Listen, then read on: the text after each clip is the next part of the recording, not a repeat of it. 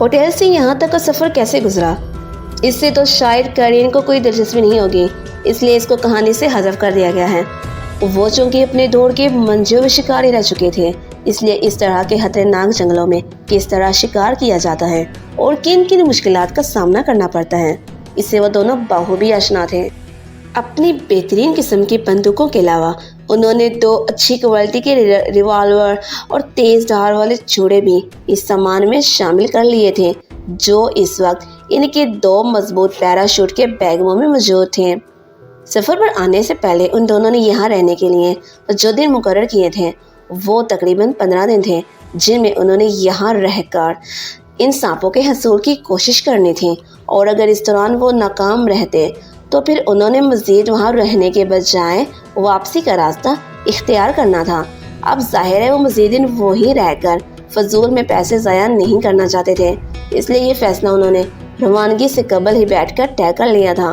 اس سے پہلے وہ اس جنگل میں ایک بار آ چکے تھے، اس لیے کافی حد تک انہیں یہاں کے ماحول سے آشنائی تھی، لیکن کافی عرصہ پہلے کی بات ہے، اور اس دوران اب اس جنگل میں مزید کیا تبدیلی آ چکی تھی اس سے وہ بے خبر تھے۔ ہو سکتا تھا جس وقت وہ یہاں پر آئے تھے اس وقت بھی یہاں پر منبع کا علاقہ تو موجود تھا، لیکن چونکہ اس وقت ان دونوں کا فوکس صرف تیندوؤں کا شکار تھا، اس لیے شاید اس طرف توجہ نہیں دے پائے تھے، لیکن اب چونکہ خصوصی طور پر وہ منبع کی تلاش میں ہی یہاں پہنچے تھے، اس لیے اب انہوں نے یہی فیصلہ کیا گیا کہ وہ صرف اور صرف منبع کی تلاشی کریں گے، ورنہ واپس لوٹ جائیں گے۔ اس وقت موسم خاصا ابر آلود ہو رہا تھا، حالانکہ جس وقت وہ ہوٹل سے نکلے تھے اس وقت آسمان پر سورج چمک رہا تھا اور چاروں طرف چمکیلی دھوپ پھیلی ہوئی تھی، لیکن جیسے جیسے وہ اس جنگل کی جانب بڑھ رہے تھے ویسے ویسے آسمان پر ہلکے ہلکے بادل نمودار ہونا شروع ہو گئے تھے، اور جب وہ اس جنگل کے سامنے پہنچے تو پورا آسمان بادلوں سے ڈھک چکا تھا۔ جنگل کافی وسیع اور اس رقبے پر پھیلا ہوا تھا، جہاں جہاں تک نگاہ جاتے تھے وہاں دیو کامت درختوں کا سلسلہ پھیلا ہوا تھا۔ جنگل کے کنارے پر جو موجود درختوں پر اچھلتے کودتے بندر اور لنگور آپس میں مستیاں کرتے دکھائی دے رہے تھے۔ ان میں سے تو بہت سے تو انہیں بھی یوں حیرت سے دیکھ رہے تھے جیسے ان سے کہہ رہے ہوں، بے وقوفوں کیوں اپنی زندگی کے پیچھے ہاتھ دھو کر پڑ گئے ہو۔ کچھ بندروں نے تو ان کی طرف ناریل بھی پھینک مارے، جنہیں انہوں نے اٹھا کر کیچ کر لیا اور اپنی پیاس بجھائی۔ اب وہیں کھڑے یہ سوچ رہے تھے اگر بارش ہونے لگی تو ان کے لیے یہی پڑاؤ بہتر رہے گا یا جنگل کے اندر کسی محفوظ مقام پر جا کر اپنا ٹھکانہ بنایا جائے۔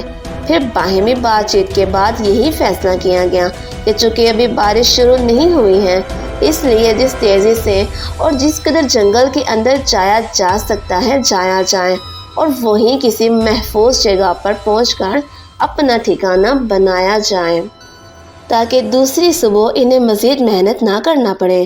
ویسے بھی بادلوں کی رنگت سے صاف ظاہر ہو رہا تھا کہ یہ برسنے والے نہیں ہیں۔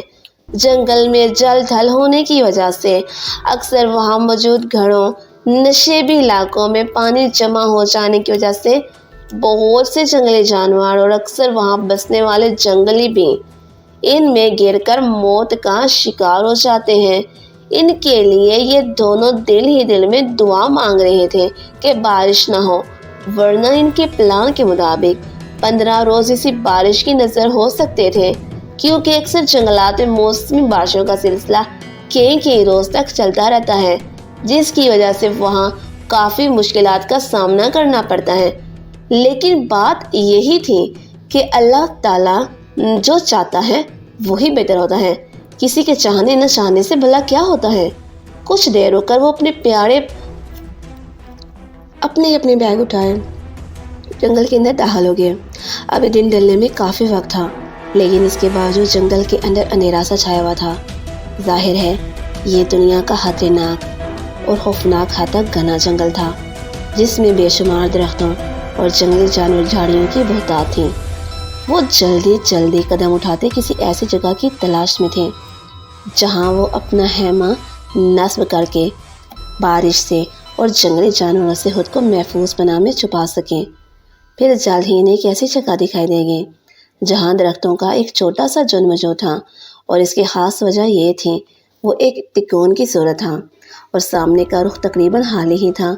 इस तरह वो यहाँ हैमा नस्ब करके खुद को तीन अतराफ से महफूज रखने के साथ साथ सामने से आने वाले मुमकिन खतरे से खुद को बचा सकते थे।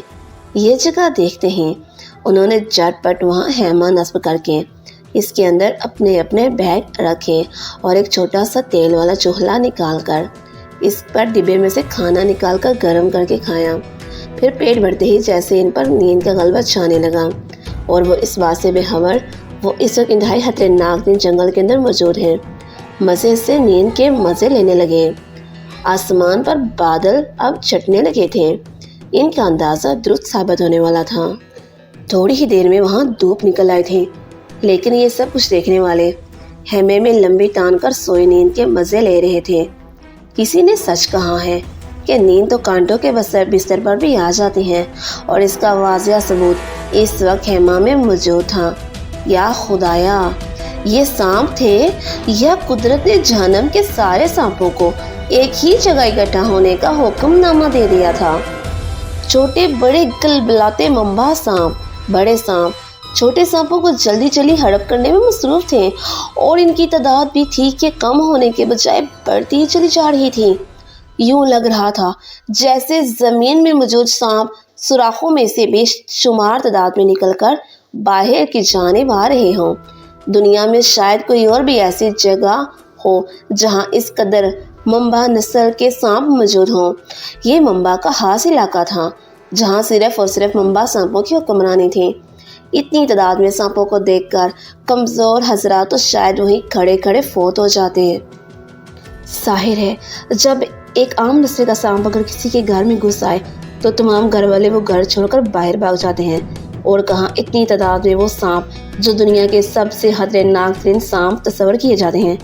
एक बात तो ज़रूर थी कि जिस तरह हम इंसानों में एक तहजीब और रसूल पसंदी मौजूद होती है, इसी तरह जानवरों में भी अल्लाह ताला ने इतनी अकल रखी है कि वो अपने अपने इलाके में मुकीम रहने को तरजीह देते हैं। जिस तरह शेर अपने इलाका छोड़कर किसी और इलाके में नहीं जाते, इसी तरह इन मंबा सांपों ने भी साबित कर दिया था कि वो भी इन असूलों की पासदारी करते हैं। इसीलिए ये सिर्फ अपने इलाके तक ही महदूद थे। दूसरी बात, जंगल में कहीं और इतनी तादाद में सांप दिखाई नहीं देते थे। कोई इक्का दुक्का मंबा भी कभी कभी किसी दरख्त के शाह पर दिखाई दे देता था, वरना ये सब इस इलाके में मौजूद रहते थे।